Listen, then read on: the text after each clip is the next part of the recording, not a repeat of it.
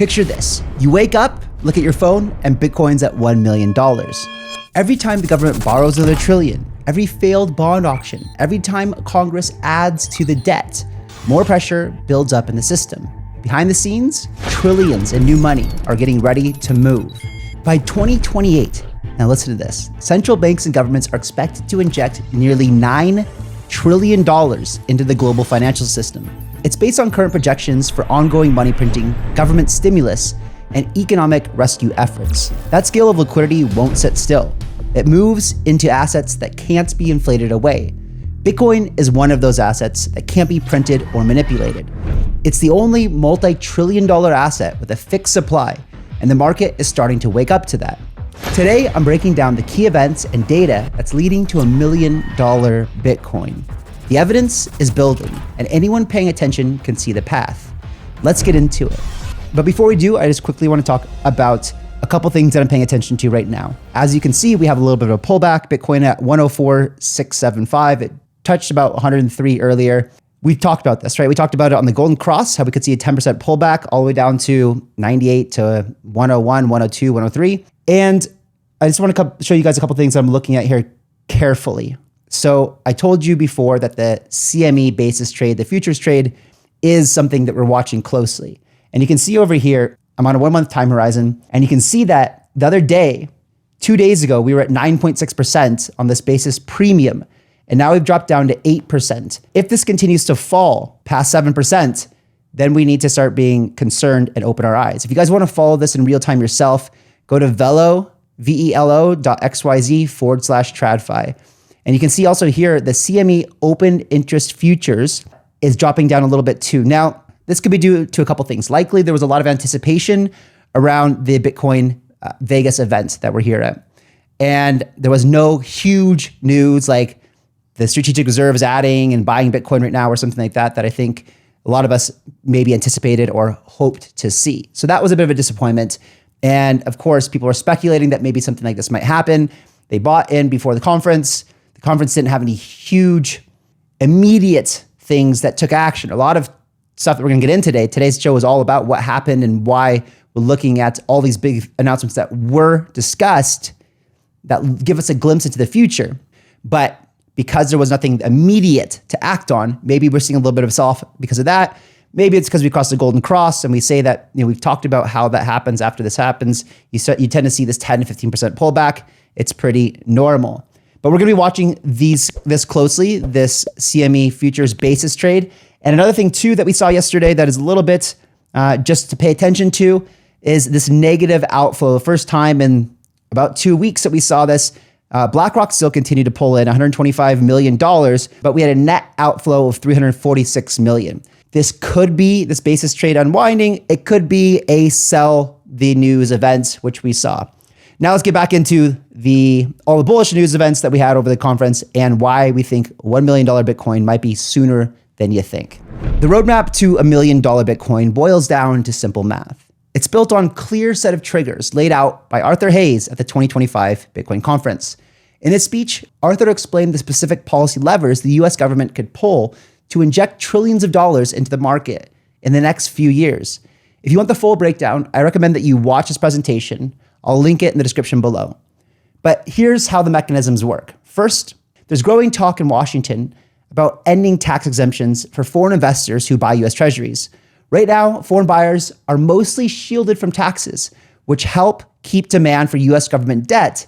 If these exemptions are removed, many foreign investors could pull back, forcing the Treasury to rely more on US banks and institutions. For context, foreigners own $8.5 trillion of US debt, approximately 23% of the total. That shift could raise borrowing costs and accelerate the need for other liquidity measures. Second, Arthur highlighted the supplemental leverage ratio, or SLR. The SLR is a rule that limits how much leverage big banks can use. By raising the SLR limit, regulators can allow banks to buy far more treasuries than they could before. This would effectively turn the major banks into a new base of demand for US government debt, while pumping extra liquidity into the system. Third, there's the role of Fannie Mae and Freddie Mac. These government-backed mortgage giants already move trillions of dollars through the US housing market. If given the green light by policymakers, they could dramatically increase the volume of new home loans. That would push even more money into the real economy, boosting both consumer spending and asset prices. Arthur Hayes argued that taken together, these measures could drive up to $9 trillion of new liquidity by 2028. This estimate is not just speculation. It's based on the size of previous policy moves, like the COVID-19 stimulus, and on the scale of the US government's current debt problems. The thesis is that the global demand for treasuries weakening and the government's borrowing needs rising, policymakers will be forced to use every tool available and keep credit flowing. This is their playbook. There is a long history of governments making sudden policy changes to stabilize debt markets when foreign buyers step back or the financial system shows signs of stress. What's different now, and is the sheer scale and speed at which the new money can move in? I'll show you why a significant portion of this money could inevitably flow into Bitcoin. Let's start with the bond market, because it's the foundation that holds up the entire global financial system. Whenever the US government needs to raise money, it issues bonds, essentially IOUs that investors, banks, and even foreign governments buy. These bonds are considered some of the safest investments in the world, which is why everything from mortgage rates to business loans are linked to their performance. But right now, things are shifting. Last week, the US Treasury tried to sell 30-year bonds and had to offer more than 5% interest just to attract buyers. Even with that high payout, demand was surprisingly weak. The 10-year Treasury yield is also climbing, moving close to 4.5%. When these rates rise, it means investors want more reward for taking risk of lending to the US government. Why does this matter to everyone watching? Well, if the government has to pay more to borrow money, those higher costs trickle down to the real world. Mortgages get more expensive, business loans tighten, and it becomes harder for regular people and companies to get affordable credit. Most importantly, if confidence in US debt keeps slipping, the entire financial system starts to look shaky. When people start doubting the safety of risk-free US bonds, it signals that major money is looking for safer places to hide, including assets like Bitcoin. While cracks are appearing in the financial system, there's another powerful shift happening on the regulatory side, and it directly affects anyone watching Bitcoin. The SEC just ended its lawsuit against Binance. For years, the threat of regulation and lawsuits kept investors nervous and slowed the entire crypto market. With this major case dropped, it signals a new approach. US authorities are starting to clear the way for crypto instead of constantly fighting it. For regular investors, that means less legal uncertainty, more growth, and new opportunities that weren't possible before. Even bigger news. The SEC recently confirmed that protocol staking on networks like Ethereum and Solana isn't a securities transaction. This is really important. This matters because staking lets everyday users earn rewards for helping secure these networks. If regulators had ruled against staking, it would have blocked Americans from participating and killed off a whole category of new financial products. Instead, this ruling opens up the door for new staking-based ETFs and makes it easier for both institutions and individuals to access yield directly through crypto. At the Bitcoin 25 conference, the biggest names in crypto and finance showed how fast things are moving. Tether and Cantor Fitzgerald announced a new financial product that lets banks swap US Treasuries for instant digital dollars, creating a kind of digital Fedwire that never sleeps and bypasses the old banking bottlenecks. This means money can move faster between traditional systems and digital assets, making it much easier to access new opportunities. Tether CEO also announced that the company will put 15% of its annual profits straight into Bitcoin. If you're wondering about the exact scale of this investment, well, they recently reported an operating profit of $1 billion in quarter one alone. This is a huge commitment, showing that Bitcoin is now a core part of the biggest players' business strategies. It's a message to the market. Bitcoin is here to stay, and big money is treating it as a reserve asset as well. Here's another eye-opener. Tether now makes more profit per employee than tech giants like Apple and Google. That's a sign that the biggest money flows in crypto are already competing with, and in some cases, beating traditional tech and banking. Why does this all matter to you? These shifts make it easier, safer, and faster for anyone to use, earn, or invest in crypto. They bring in new products and open the floodgates for much bigger capital to enter the space. What was once an experiment is quickly becoming the foundation of a new financial system. As these barriers drop, the path to $1 million Bitcoin only gets clearer, And those paying attention now have a chance to be early in the greatest wealth transfer of our lives. This Bitcoin cycle is completely different from those that came before. And the new money flowing in is being taken off the market and locked away by some of the biggest names in the world. Paris Saint-Germain, one of the biggest soccer clubs in the world, just announced at Bitcoin 25 conference that they're adding Bitcoin to their own treasury. They're holding it as an investment and plan to use Bitcoin's Lightning Network to reward fans in real time, bringing Bitcoin into the everyday lives of millions of followers. This is massive for marketing, a giant mainstream brand putting Bitcoin to work in ways regular people can see and use, which shifts Bitcoin value proposition into the global spotlight while building trust. Jack Mallers, founder of Strike, just launched a new feature called Strike Vault that lets anyone move their money into true self-custody, meaning you could actually control your Bitcoin.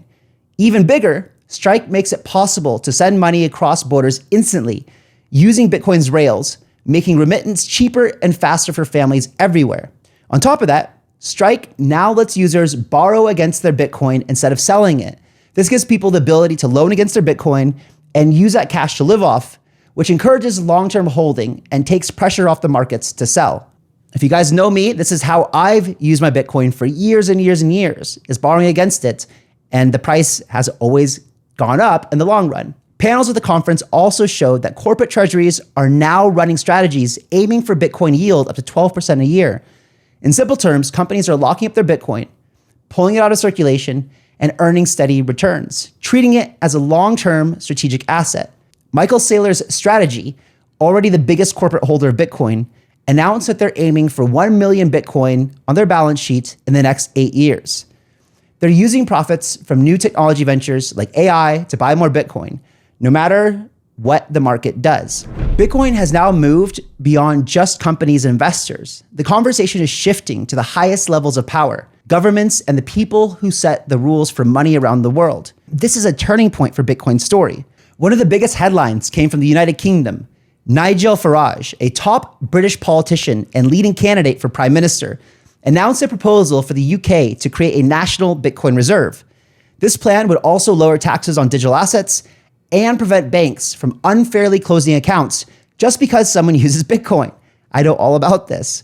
Moves like this boost confidence and show that governments are starting to see Bitcoin as a real long-term part of their financial strategy. We saw this when Trump led the way, and one country starts to act, then others are more likely to follow.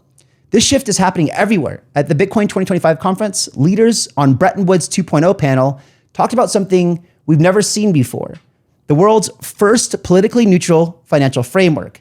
They explained a problem called the Triffin dilemma. When one country's money becomes the world's reserve currency, like the US dollar, the country has to keep sending its money overseas to support global trade. But the more dollars go out, the more it weakens trust at home and raises the risk of inflation or instability. Every country that has tried this eventually runs into the same issue. Bitcoin changes the game. It has a fixed supply, capped at 21 million forever. And Satoshi has 1 million, and Michael Saylor's gonna have 1 million, and they're not selling, right? So this is actually a very limited supply. No government can print more, and no country can use it as a weapon or inflate it away. This makes it the first true neutral money in the world, a settlement layer that everyone can trust no matter where they live. This is a historic turning point. The world is watching as the demand for US treasuries slows and more governments look for new, reliable stores of value. Bitcoin is now being considered a strategic reserve, not just a speculative bet. As soon as one nation takes the leap, game theory says others won't want to be left behind. It creates a domino effect, with countries racing to secure their own share of the hard digital asset. For regular people, this signals that the global financial system is being rewritten in real time, and those who understand it early have a front row seat to history. So let's bring it all home. Everything you've seen so far comes back to the same simple math we've been tracking with Arthur Hayes. Right now, policymakers are laying the groundwork for up to $9 trillion in new money to flow into global financial system over the next few years. If even a small share of that flows into Bitcoin, which it will, you are talking about hundreds of billions of dollars chasing a supply that's shrinking every single day. That's because Bitcoin is being locked away by long-term holders, big companies, sports teams, and now even governments. Coins are moving off exchanges and into vaults where they're not coming back to market. With less and less Bitcoin available, it only takes a small wave of demand to drive the price much higher. This is why $1 million Bitcoin is inevitable. The math makes sense, the momentum is very real, and the proof is visible in every corner of the market. When you combine limited supply with rising, coordinated demand, price becomes set by whoever is the last to the party. So the real question is simple. Do you keep trusting the old system, or are you ready to move with the math and the future that's being written right now? If you want to see how the rest of the story plays out, guys, make sure you hit that like button, subscribe to the channel if you're not already, and leave a comment about your own take on Arthur Hayes' $1 million Bitcoin thesis. How quickly do you guys think we're getting there? Is it going to be this year, next year, 2027? Let me know what you guys think. Regardless, stay sharp. Remember to always continuously stack your Satoshis, and I'll catch you guys on the next one. See ya.